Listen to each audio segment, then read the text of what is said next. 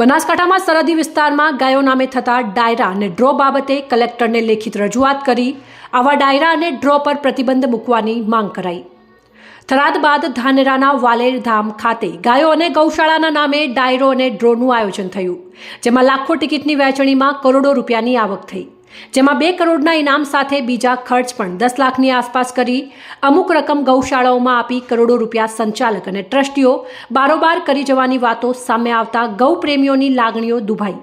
પરિણામે આવા ડાયરા અને ડ્રો પર પ્રતિબંધ મૂકવાનો સૂર ઊભો થયો છે, જેના અનુસંધાનમાં બનાસકાંઠા પાંજરાપોળ ગૌશાળા ફેડરેશન દ્વારા કલેક્ટર અને ચેરિટી કમિશનરને લેખિત રજૂઆત કરી અને આવા ડાયરા અને ડ્રો બંધ રાખવા અપીલ કરાઈ હતી અને આગળ કરેલ ડ્રોની તપાસ કરી કડક કાર્યવાહીની માંગ કરાઈ હતી।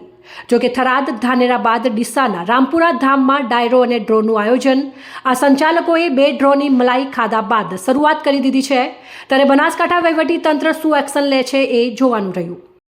વર્તમાનમાં બનાસકાંઠા જિલ્લાની અંદર ગૌશાળાના નામે જે ડ્રોની જે યોજના ચાલી રહી છે તે બાબતને લઈને કેટલાક ગૌશાળાના સંતો ફેડરેશનમાં રજૂઆત કરેલી અને તેના ફરિયાદના અનુસંધાને બનાસકાંઠા ગૌશાળા પાંજરાપોળ ફેડરેશનના હોદ્દેદારે ચેરિટી કમિશનર તેમજ કલેક્ટરશ્રીને રજૂઆત કરેલી અને તે બાબતે આજ ફરી રિમાઇન્ડર માટે આવ્યા હતા ચેરિટી કમિશનરને કે આ જે ચાલી રહી છે તે પ્રવૃત્તિની યોગ્ય નિષ્પક્ષ તપાસ થવી જોઈએ અને જો આની અંદર કોઈ પણ ખોટી અનીતિ થતી હોય તો તેને રોકવામાં આવે અને જે લોકોએ ખોટું કર્યું હોય તેમની વિરુદ્ધમાં કાયદેસરની કાર્યવાહી કરવામાં આવે।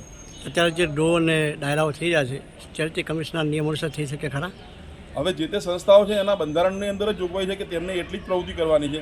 જો બંધારણની જોગવાઈની બહાર જઈને કોઈ પણ પ્રવૃત્તિ કરે છે એ ગેરકાયદેસર જ ગણાય છે। ગૌશાળા પાંજરાપોળ ફેડરેશન બનાસકાંઠાની અંદર છેલ્લા ઘણા સમયથી ગૌશાળા અને ગાયોના નામે ડ્રો કરી અને અમુક રકમનું કૌભાંડ થતાં અમે સાંભળવામાં આવ્યા હતા અને વારંવાર એમને સૂચનાઓ આપી પણ એનું કૌભાંડો બંધ થયા નહીં।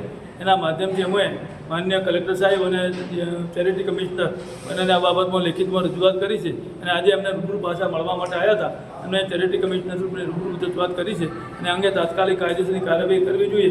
અને કારણ કે સરકારશ્રી 83 રૂપિયા ગૌમાતા પોષણ યોજનાના નામે ગૌશાળાઓને આપે છે, ગાયોને આપે છે, તો સરકારે ગૌશાળાઓએ આવો કામ ડબલ કરવું જોઈએ નહીં। એટલે અમે ચેરિટી કમિશનરને વિનંતી કરી છે તાત્કાલિક ધોરણે અને અમે કાયદેસરની કાર્યવાહી કરી અને આ પ્રવૃત્તિ બંધ થાય એવી અમારી વિનંતી છે। સરકારના નિયમ અનુસાર જે ગૌશાળા ટ્રસ્ટ હોય છે એ કોઈ ડ્રો ડાયરા કરી શકે ખરા?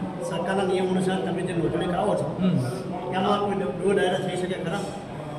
ચેરિટીમાં જે સંસ્થાઓ નોંધાય છે એની અંદર પણ બાયલોજની અંદર આવો કોઈ ડ્રો સિસ્ટમની મંજૂરી હોતી નથી, એટલે એમને કાયદેસરની કાર્યવાહી કરવી જોઈએ ખરેખર।